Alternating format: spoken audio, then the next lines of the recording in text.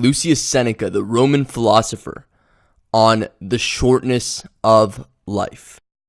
One of the most enlightening books I've ever read is Seneca's On the Shortness of Life. I want to share with you a few ideas from the book and then talk about what it means. Here's what he says. He says, "It is not that we have a short time to live, but that we waste a lot of it. Life is long enough, and a sufficiently generous amount has been given to us for the highest achievements if it were all well invested." He reminds us that it is a small part of life we really live.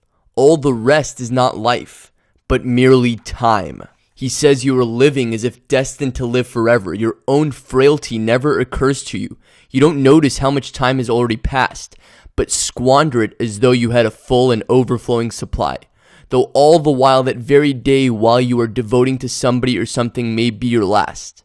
He says you act like mortals in all that you fear, and like immortals in all that you desire. You will hear many people saying, "When I'm 50, I shall retire into leisure." And what guarantee do you have of a longer life? Who will allow your course to proceed as you arrange it?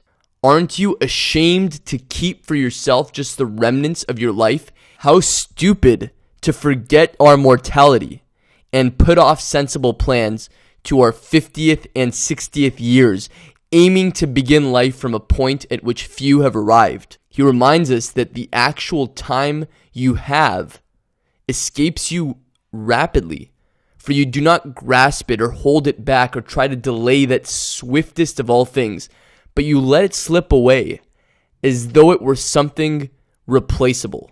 He goes on to say that it is the sign of a great man not to allow his time to be frittered away. The person who does that has the longest possible life, simply because whatever time was available, he devoted entirely to himself. He says in the book that you must match time's swiftness with your speed in using it, and you must drink quickly as though from a rapid stream that will not always flow.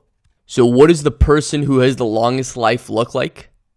Well, Seneca says that for that person, none of his time is scattered here and there, none of it lost through carelessness, none of it wasted, none of it superfluous. The whole of it is well invested. And that's really what I wanted to share with you here. As much of your time as possible needs to be well invested. As close to every second you live should pay off a return. If you're spending time eating, invest that time in foods that will pay the return of energy and health. If you're spending time with friends, don't waste it around people that bring you down.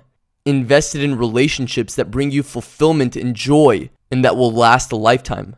If you're working on something, work on things that will pay off returns in value and money and impact. If you need a break from your work, don't waste it on things that don't really clear your mind, like just going on Facebook.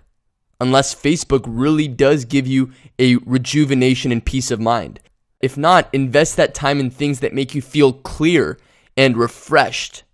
When you learn to invest your time rather than waste it, your life completely changes.